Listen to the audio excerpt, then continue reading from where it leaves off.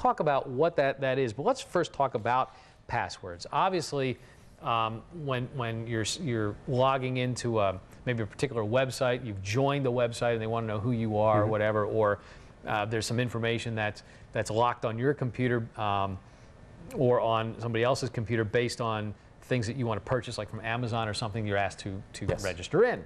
And of course, you usually you'll have a username. Correct.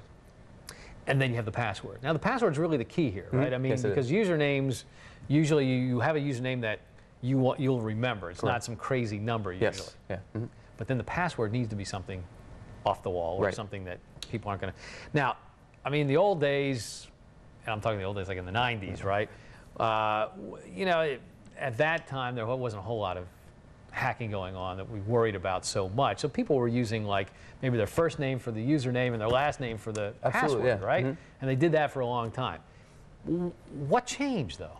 I guess when people started hacking into accounts, and then there started a buzz there, and people realizing that they're not as safe as they thought they were. Yeah. By just doing, because they're open to the whole world on the internet. Right. I think that really struck home.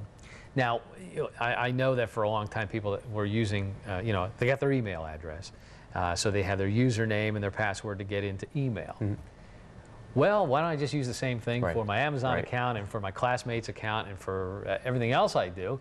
And that's a problem, isn't it? It is a problem. Yeah. Why, Brian? Why? Because it's basically you have one password for your entire identity for every single system that you use. Okay. So if it were to be compromised, then there goes everything else. If they can figure out where else you've gone and all that, they can get into everything else you have. All right. So I know, and there are people out there that, okay, so if you start using different passwords, that's all well and good, but there's still people out there trying to steal your password. Yeah. Now, generally, they come up with, there's like two ways that they try to do this. One is they try to trick you into giving the password to them. That's usually through some crazy email that they might send you, right? How do you know, whether the email is legit or not?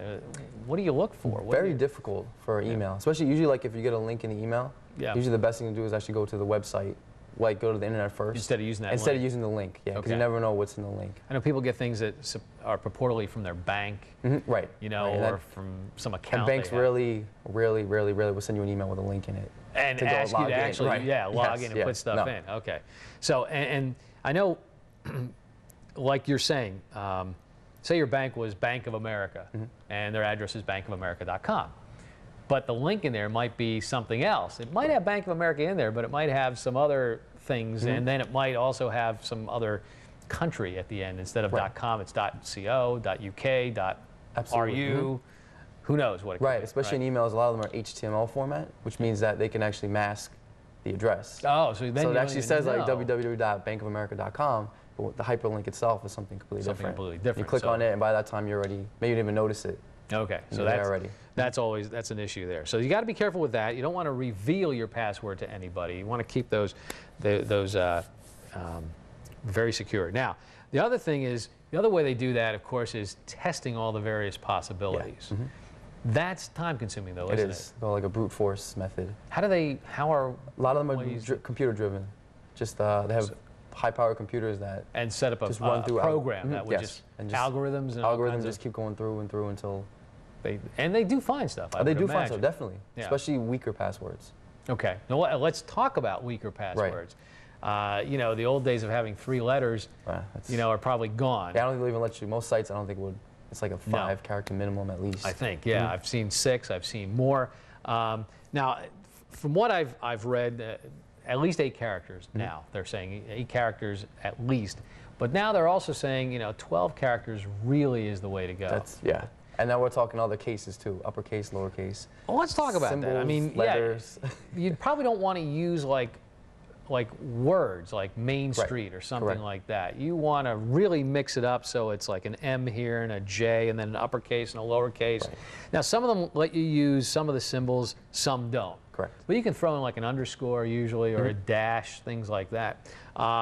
We have, in fact, on the ComputerWise website, I know that a while back we had something called Password Meter.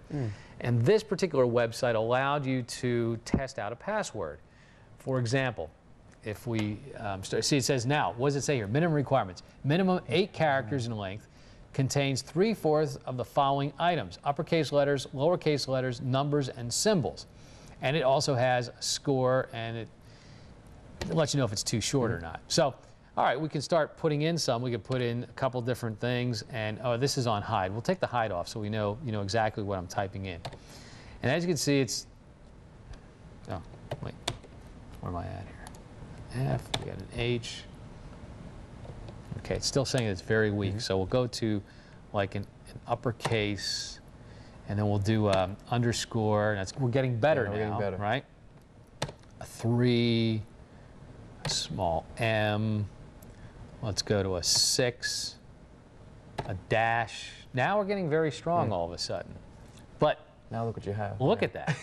Yeah, we've got 8 characters. Now we could probably make it even stronger. We put a D in there, and we'll put in a 0. Okay, we're at 100% very strong, but we've got 10 characters here. That makes no sense to me. I guess what we need to do, and we want to do this for every time that we have a need or a situation for using a password. You want to do something crazy like this. Yes. You want to come up with a combination of things that don't make any sense. However, we're going to get a long list, Brian. Yes, we are. Yeah. And so is this where, I mean, how did you come up with the idea of a place on the web to keep track of passwords? How did that come about? The previous company I was at, they had teleservice representatives, which are just phone operators, and they had sticky notes of all their username and passwords all over their monitors. You mean you mean like actual physical sticky notes? Physical sticky notes. They'd actually write it down and then stick it on their monitor, underneath their keyboard. It was all over the place. I've seen that. Yeah, it's the normal. It's funny that you would say that because I've been there, done that, and I still have a bunch of sticky notes. That's what the guy represents with the sticky notes on him. That's what this is. Yeah. Oh, okay. All the sticky notes up there. Okay, got that. All right. I was wondering what that was. I wasn't quite sure, but now I understand. And that's how you came up with Need My Password. Correct. First thing that people are going to say, though, is, okay, you're having me put my passwords on a website somewhere. How do I know they're going to be safe? Right, that's true. It's very true. We do is, obviously, we do the normal methods of encryption, the 128-bit encryption, which does. And what we do is, it's a question and answer format.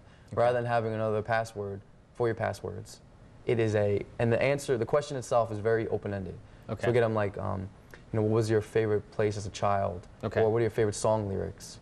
Kind of crazy. You'll probably remember it from being reminded by the question. Okay. And then what we do is we take that actual answer, and that encrypts every single password you put into the system. Do you have several questions? Yes, we'll get into this in a moment. So, I think right now. We change them on a basis, daily basis. I see. So that helps secure it a bit. Correct. Okay. And is there any limits to how much you could put into this? No, like if you have an account? It's unlimited. And right now it's free? It's free too. Wow, free too. Yeah. All right. We're going to take a commercial break. When we come back, we're going to actually see how NeedMyPassword.com works. Okay. And give everybody an idea out there how easy it is to register, log on, what you need to do and know, and it's your website, so you're going to take us through this whole thing for us. Sounds good. All right, we'll do that when ComputerWise returns in just a moment.